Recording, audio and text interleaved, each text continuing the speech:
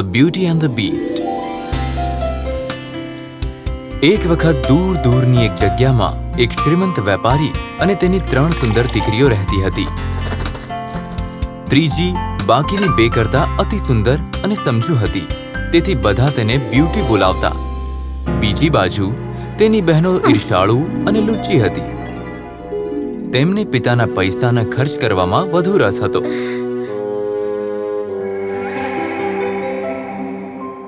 Beauty એક નમણા રાજકુમારના સ્વપ્ન જોતી.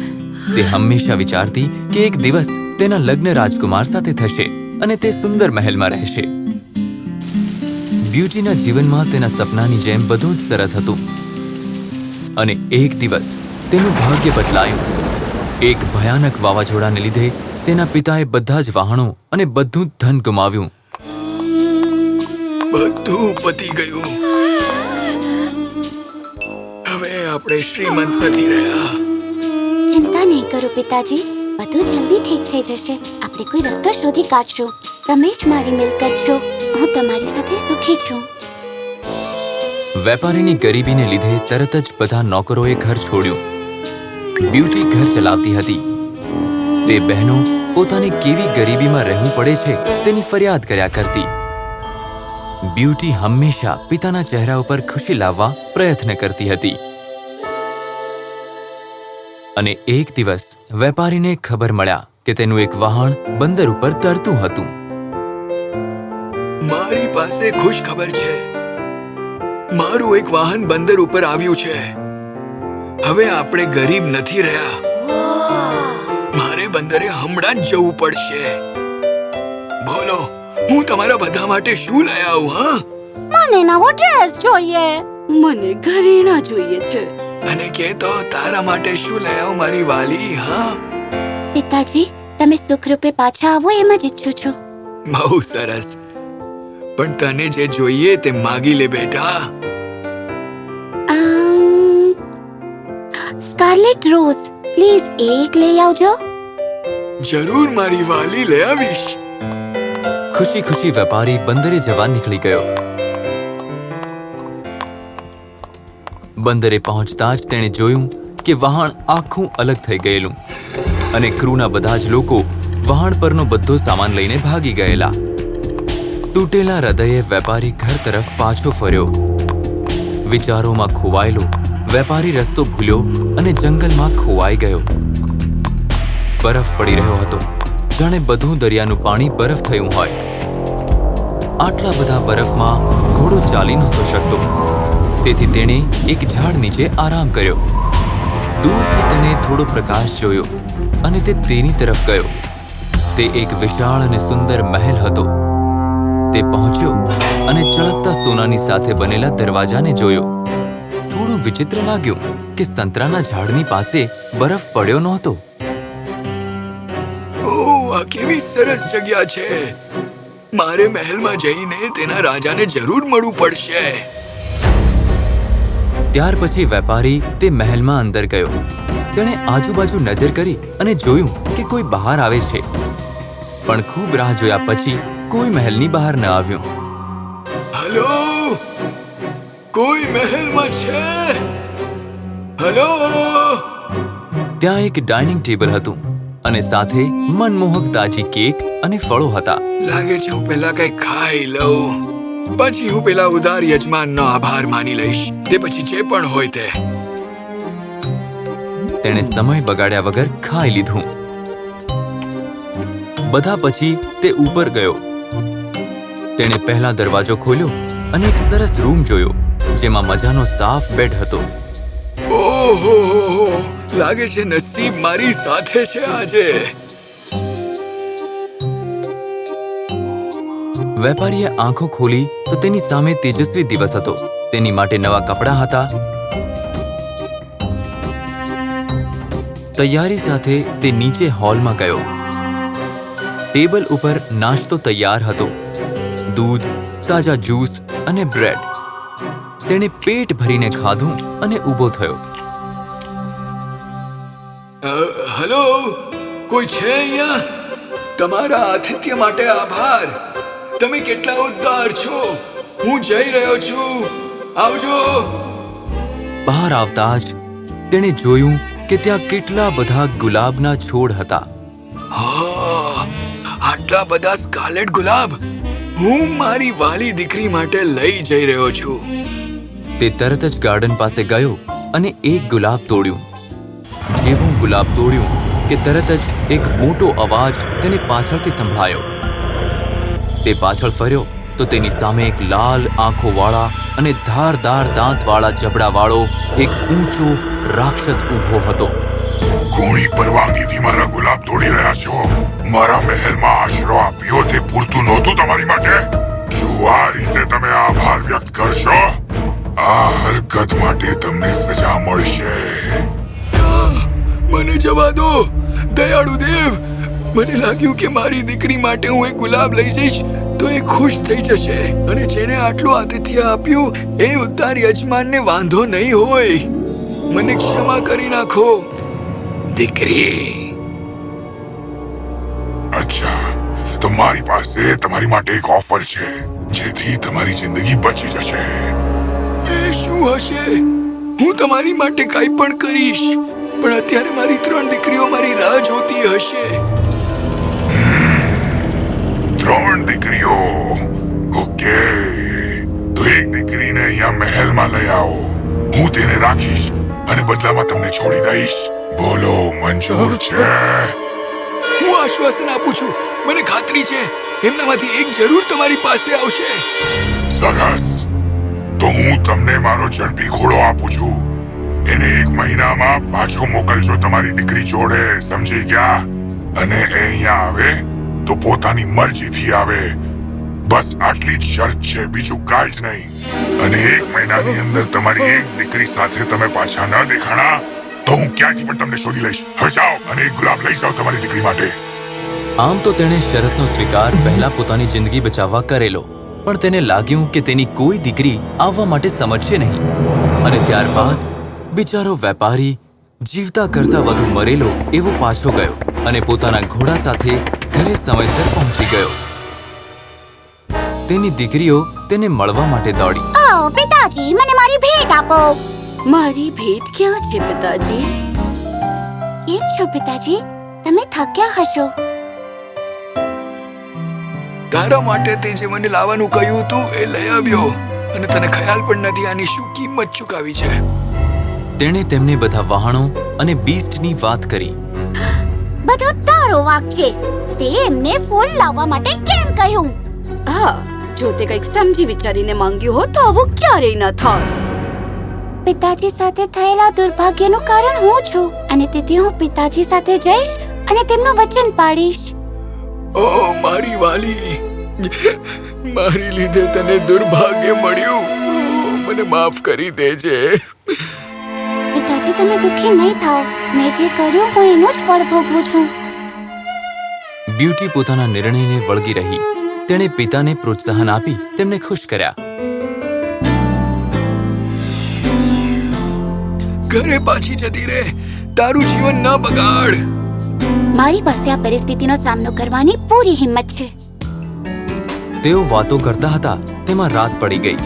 તેઓના આશ્ચર્ય વચ્ચે આખું જંગલ દીપી ઉઠ્યું અને આખું વિશ્વ તેમને આવકાર આપતું હતું. વાહ, કેટલું અદ્ભુત છે. જલ્દી તેઓ સંતરાના ઝાડ તરફના રસ્તે આવ્યા અને જોયું કે મહેલ અદ્ભુત રોશનીથી શણગારેલો હતો. તેઓ તેના હોલમાં પહોંચ્યા.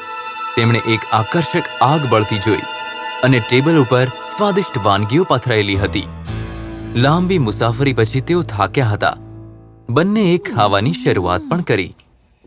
તેમણે હજુ થોડું જ ખાધું હતું કે તેમને બીસ્ટના પગલાંનો અવાજ આવતો સંભળાયો. Good evening beauty. Good evening majesty. તો તું તારી ઈચ્છાથી અહીંયા આવી છે?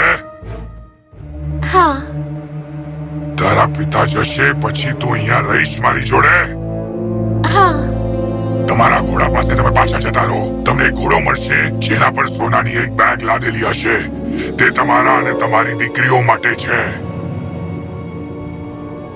આવજે મારી દીકરી. હું તને દરરોજ યાદ કરીશ મારી બ્યુટી. દરરોજ. હું પણ તમને બહુ મિસ કરીશ.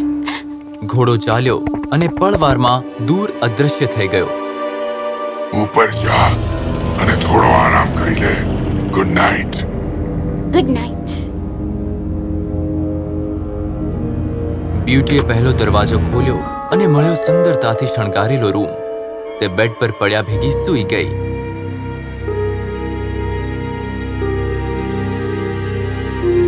તે સવારે ઉઠી ત્યારે ડ્રેસિંગ ટેબલ ઉપર બધું જ હતું જે તે કદાચ ધાર્યું પણ નહોતું. ગ્રેટ હોલમાં તેણે લંચ જોયો અને લંચ પછી તે શાંતિથી સોફાના કિનારે બેસી ગઈ. આ ડરામણો બીસ્ટ મને હંમેશ માટે બંદી બનાવી રાખશે. હું અહીં કઈ રીતે રહીશ? આ માટે તે વિચારમાં પાછી સૂઈ ગઈ. ત્યારે સાંજનો સમય હતો. તેણે બીસ્ટને આવવાનો અવાજ સાંભળ્યો. Good evening beauty. Good evening. શું તું મને પ્રેમ કરે છે બ્યુટી? મારી સાથે લગ્ન કરીશ? ડર્યા વગર હા કે ના પાડજે. ઓ ના. તારી ના છે. ઠીક છે. Good night beauty. Good night. તેની નાથી તે ભડક્યો નહીં. તે જાણી તે બહુ ખુશ થઈ.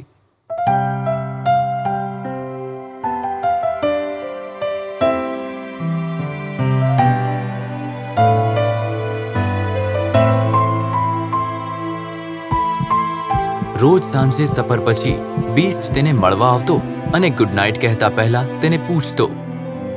બ્યુટી, તું મારી સાથે લગ્ન કરીશ? અને જ્યારે તેણે કહ્યું ઓ ના. તે દુખી થઈને પાછો ચાલ્યો ગયો.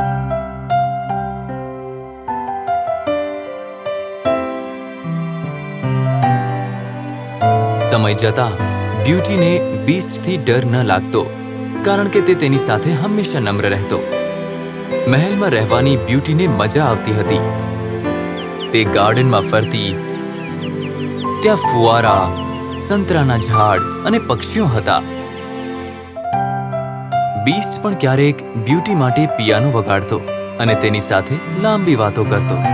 અને આ બધું લાંબા સમય સુધી ચાલતું રહ્યું. છેલ્લે બ્યુટીને પોતાના પિતા અને બહેનોને મળવાની ઈચ્છા થઈ.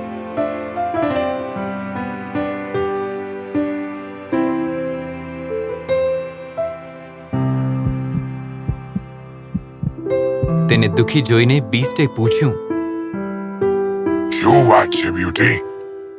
તું આજકાલ દુખી કેમ લાગે છે? પિતાજીને મળ્યાને ઘણો લાંબો સમય થઈ ગયો છે. પ્લીઝ મને એક અઠવાડિયા માટે એમને મળવા જવા દો. હું વચન આપું છું કે હું પાછી આવી જઈશ. હા બ્યુટી, તું મને ધિક્કારે છે એટલે તું અહીંયાથી જવા માંગે છે? ના, એવું નથી. હું તને ધિક્કારતી નથી. બસ થોડા વખત માટે અહીંથી જવા માંગુ છું. તું જે પણ માંગીશ હું તને ના નહીં પાડી શકું. ભલે પછી મારો જીવ કેમ ન હોય. જો તું સમયસર પાછી ન આવી તો તું મને મરેલો જોઈશ.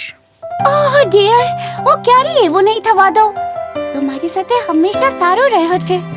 તને મુસાફરી માટે કોઈ રથની જરૂરત નહીં પડે. આ વીટી પહેરને સૂઈ જા. કોઈથી ડરતી નહીં. શાંતિથી સૂઈ જા. ઉઠીશ ત્યારે તારા પિતા પાસે હોઈશ. ઓહ, સાચે?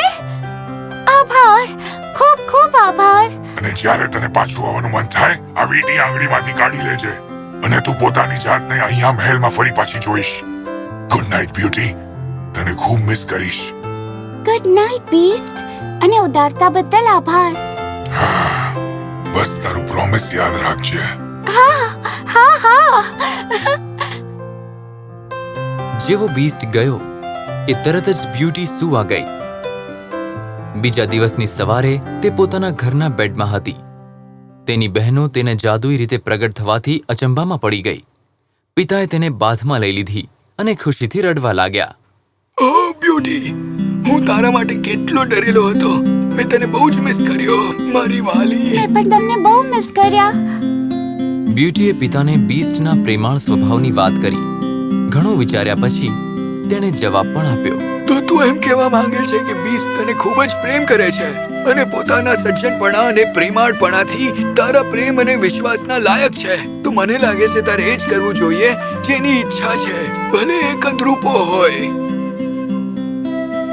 એક અઠવાડિયું ગયું ને બ્યુટી મહેલમાં પાછા જવાની વાત ભૂલી ગઈ. એક રાતે તેણે સ્વપ્ન જોયું અને બીસ્ટ જમીન પર પડ્યો હતો. Oh my God! બ્યુટી તેના સપનાથી એટલી ડરી ગઈ કે તે જ સાંજે તેના પિતા અને બહેનને તેણે અલવિદા કહ્યું. બેડમાં પડતા જ તેણે વીંટી કાઢી નાખી. પછી તે તરત જ સૂઈ ગઈ અને સવારે તે બીસ્ટના મહેલમાં ઉઠી. તે તરત જ પેલી જગ્યા પાસે ભાગી ગઈ જ્યાં બીસ્ટને મરતો જોયેલો અને તે ત્યાં જ હતો અને હલતો પણ નહોતો. અરે નહીં, એ સાચે જ મરી ગયો. આ મારો વાંક છે. હું એને એકલો છોડીને ચાલી ગઈ. પણ પછી તેની તરફ ફરી જોતા તેણે જાણ્યું કે હજી શ્વાસ ચાલુ છે. ઉતાવળે થોડું પાણી લાવી અને તેના ચહેરા પર છાંટ્યું. તે સારો થવા લાગ્યો અને બ્યુટી ખુશ થઈ ગઈ. ઓહ, બીસ્ટ! તે તો મને ડરાવી દીધી હતી અને આજ સુધી નહોતી ખબર કે હું તને કેટલો પ્રેમ કરું છું. હું ડરી ગઈ હતી કે કદાચ હું તને નહીં બચાવી શકું. મને સાચું કે છે, તું ખરેખર મારા જેવા કદરૂપાને પ્રેમ કરી શકે છે? બોલ બ્યુટી.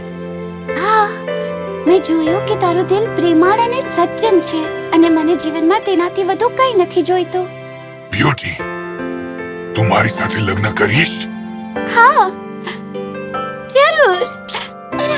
જેવી બ્યુટી બોલી, બીસ્ટ આંધળા પ્રકાશથી ઢંકાઈ ગયો અને હવામાં તરવા લાગ્યો અને પછી એક હસમુખા રાજકુમારના રૂપમાં પાછો આવ્યો. આ હું શું જોઉં છું?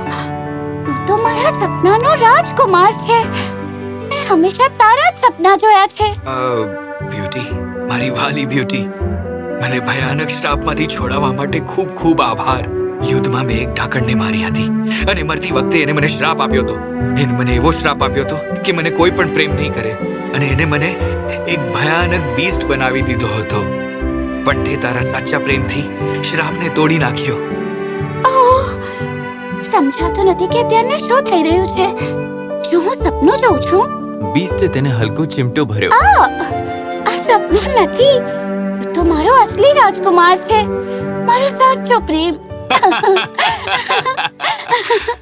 હવે આપણે રાહ ન જોવી જોઈએ.